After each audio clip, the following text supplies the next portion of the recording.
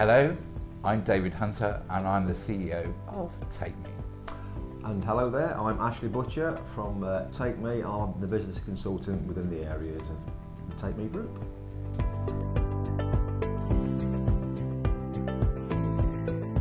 In 2001, I've known David all his life and we've grown up together, and just over a conversation one day he said that I was looking for something as a change in my job title, and I said, and you are as well. So we said, let's get together and have a chat over a beer. So we had a chat over a beer one night, and we just added some ideas that we threw onto the table as what we would like to work together doing, and it came up as we came up with a taxi company, didn't we? Yeah, we had several ideas on the table.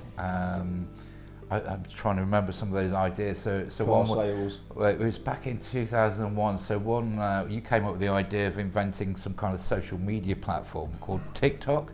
We thought that was a silly idea. That's not going to work. And then double glazing business, bar, restaurant, and as you say, it was a taxi business that we ended up thinking, well, there's some mileage, quite literally, in this.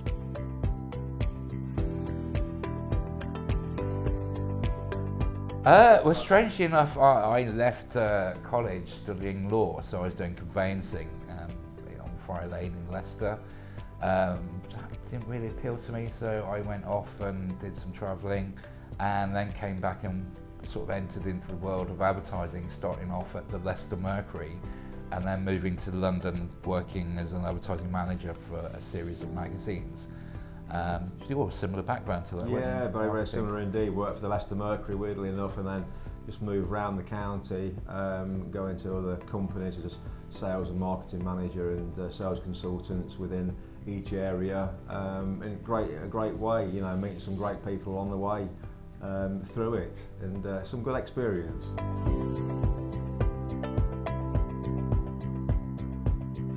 We bought our first vehicle, which was an old Astra.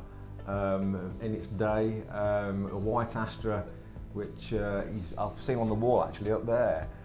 So we bought that and turned it into a taxi, and then we bought a minibus from Markfield, a blue Transit minibus. H-Reg, wasn't it? H-Reg, yeah, and then we started from there, and from David's marketing background as well, so he was pushing that side of things, and I was starting to, because I know all about vehicles. And then I was looking at the vehicles and started maintaining them ourselves, and then we started to grow from there. You used a lot of gaffer tape, didn't you? I did indeed, yes. That's made so many mistakes. We didn't have a clue about the taxi industry, but we knew about marketing. So we got the branding out there, but we didn't know how to handle drivers. I always remember having to buy the Astra you just mentioned back from some savoury house of disrepute in Birmingham, because the driver had been over there for his leisure activities and hadn't paid the bill, so they'd taken the taxi as hostage. Can you remember that? Yeah, I do indeed, yes. Yeah, to get the business in, that was the easy bit, getting the business in, but getting all the bits connected to it, the drivers, the cars, and maintaining that. We wanted to go, we were always looking at an area and where we wanted to be in 1 year, 2 years, 3 years. And then we started developing in Loughborough, and then we were in Woodhouse Eaves where we first started. Yeah, we took the approach, because we're good at sales and marketing, and Ash had a bit of a mechanical know-how, that if you take a product, you can market it and get it to market and get sales in. However, what we didn't really have any experience in was dealing with drivers, getting the license, getting them plated cars.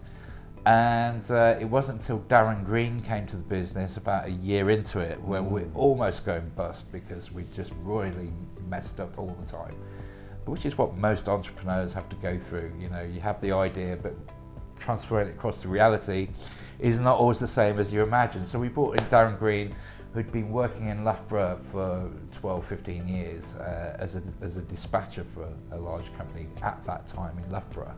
So really things didn't turn around until Darren Green came in, who actually, simplified our systems, took care of the drivers, actually remembered to put bookings in the diary, Ash, didn't you? Yeah, we did indeed, yes. Yeah, right. These are the days when we used to write bookings into the system on a system on a A4 pad, And then we had the old radios in the cars, and drilling holes in them and putting the radios in there and the meters. I always remember because obviously when you took a booking, or we took a booking, we didn't always think, well, actually we actually need a driver for that. And I could always remember you ringing around our mates from the pub on a Friday night, seeing if they'd come out and do a job to Heathrow, unlicensed of course.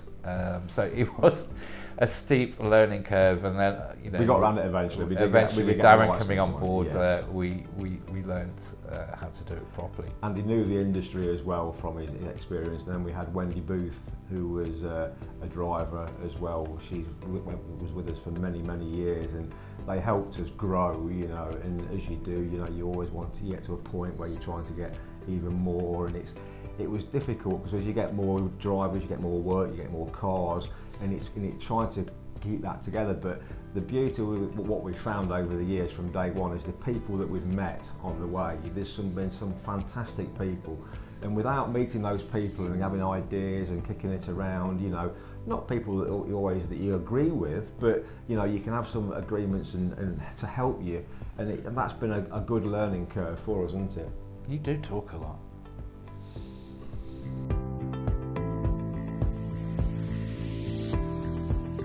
Bought Skoda Octavia estates. I remember the Skodas. Yeah. Ash said, what, because it was at that time when Skoda, I think, had just been bought by VW, and they had that sort of joke, I mean, the kids won't remember this, but they had a joke sort of figure, wasn't it? Because they were Eastern European rubbish, basically. And then, so when the first model, which the VW collaboration brought out, was the Octavia. And you went, what are we buying a Skoda for? Remember that? Yeah, I do indeed. You buy Peugeot 405s at the time. Yeah. And the rest, then it became, over the next 5 years, the taxi vehicle of choice for a lot of private operators. And that was the A4 Octavia, which perhaps a lot of you won't, the younger generation won't know. But I think, hold on Ash, I think we have a picture of it now, just to remind those folks at home. Oh, wrong picture, let me just change it. What's she doing there? Again? Right, there you go, She gets around. Picture. Yeah, there you go.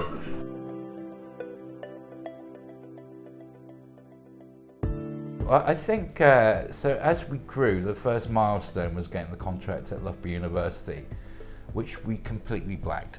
There was a company the company that Darren used to work for, but they'd lost the contract for various reasons. So we went and rocked up, had a meeting, told them we had a fleet of 50 cars. We had 5. Mm-hmm. So we got the contract, and obviously I think we got the contract in May, and we had to spend all summer recruiting drivers to get up to 12 cars, I think. So it was mad busy up there. It was at a time when students used to drink and go out more.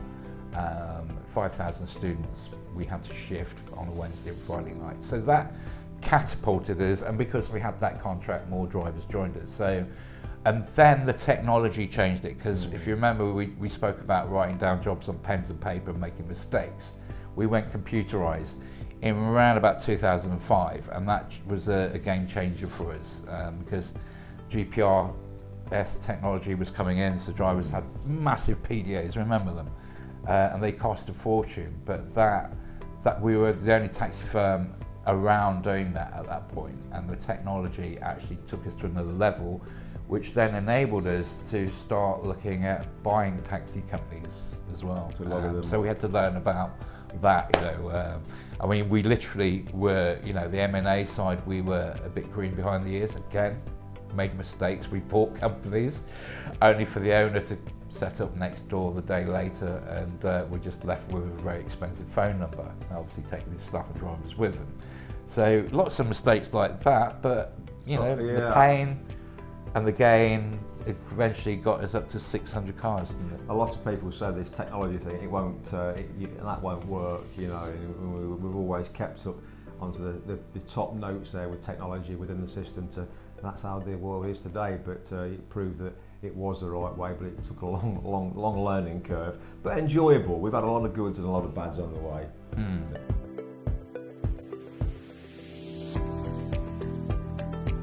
We realised, because Uber was in the marketplace, that to survive we had to diversify into other areas. So Uber kept, or going back to Uber, I remember trying to get, with Ash, all the local taxi companies together. I'd been out to Paris to research apps, and I'd found an app that we can use, and I was saying to them, you know, we need to get on out and work together as a network. And all the local taxi companies were like, well, you know, we're still putting cards in telephone boxes. Were saying, well, it won't take off. It won't take off. It took off. So we were looking at selling the business or getting an investor in, so we could carry on the M&A and build a network of taxi companies. Then COVID hit and the investor pulled out for obvious reasons. You know, no one knew what was going on. So COVID was an interesting time. We managed to, because obviously we went from there to there, March the 23rd, 2020. It was a Friday when lockdown started, and it literally felt like falling off a cliff. But the only thing that kept us going was we had various government contracts, school runs and things, and we were able to continue billing for those. So the cash flow was still coming in. And obviously at that period we looked at overheads, and we launched a food delivery app called Eat Me. So that brought in the branding Me, and we had Eat. We did think about doing a garage as well called Fix Me. So there was lots of ideas, but at that point, so we launched that. Then we did find an investor into ADT, which meant that we could grow and do the MA. So we'd done some research, and we realised that the branding was wrong. It was very old school, you know, like people call themselves ABC mini cabs or A to B. Local taxi. Where you've got Uber and you've got, you know, Bolt at the point. So we rebranded as Take Me. And the rest is history.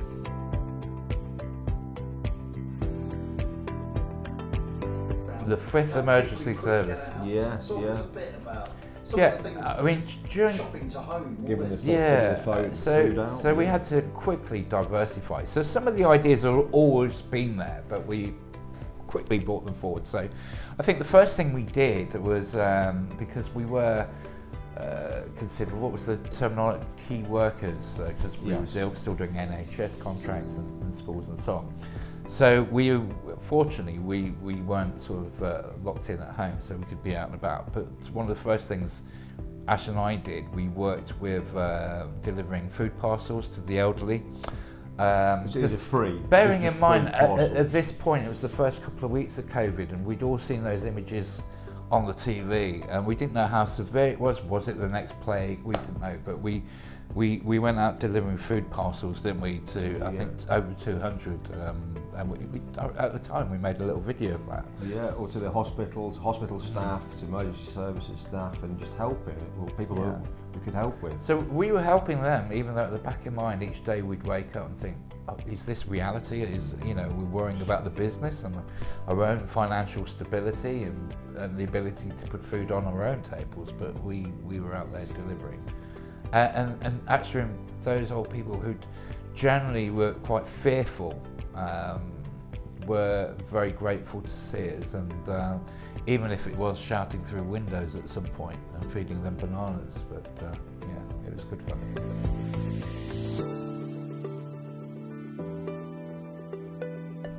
I think the whole industry has changed, you know, with the advent of the big global app and ride-hailing, things like Uber and Bolt. So the trade has kind of had to consolidate, working through networks, sharing bookings, and modernise. So Take Me has been at part of that consolidation. Although we're not backed by VC money, we're still humble taxi owners. So part of it is sharing resources. So the plan was to build this network, so owners can concentrate on the two revenue elements. So one being obviously the customer that books with you, and the second being the driver. And all the other elements behind that, marketing, licensing, accounts, dealing with VAT, chasing debt, we can take those elements away, and because of the, we're quite a large group now, those costs can come down. So it saves the owners money. So in some cases we bought the companies, in a few cases such as Andy Cheeseman at Brighton, and there's a company in Stoke as well, A1 Embassy, they've come on as what we call a franchise deal. So it's kind of a plug and play. So you can use our call centre, you can do this and do that, use our branding, any way that we can help improve the cash flow and the profitability of those companies.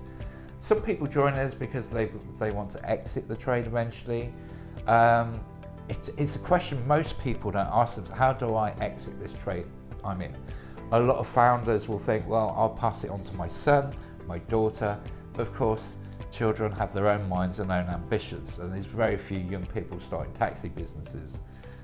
So, a lot of owners don't have a plan for the exit, so we can assist with that. So it's a whole toolbox of different services we can offer, and the key element is working together as one, as seasoned taxi professionals.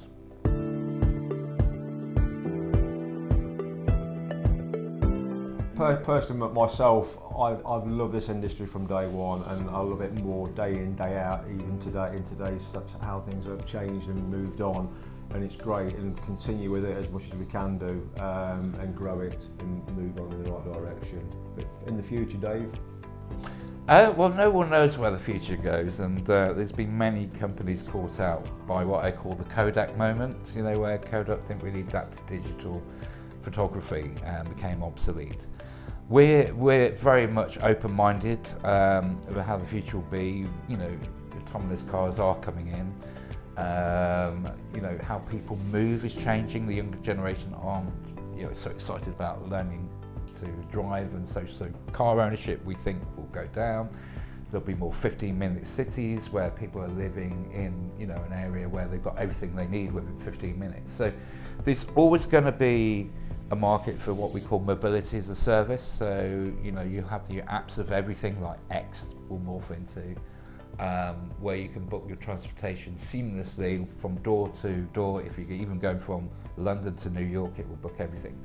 So we hope to be part of that network, and we're finding already our network is linked to another network and another network. So everything comes together as one. Consolidated. So the future, yes, you might see drivers disappear, but I don't think it's going to be as quickly as most of us realise, because the infrastructure's not there, and even the road network's not there. So whereas the driver's car might work in a grid designed city like Milton Keynes, it's very much like that, might not work so well out in the middle of on the Yorkshire moors, because again they're relying on the technology, aren't they, the GPS, and how many times you use the signal. So I think there's always going to be a need for a driver, but that may become a niche or a premium service, a bit like having your own butler or chauffeur, but mainstream will definitely become drivers possibly in the next 10-15 years.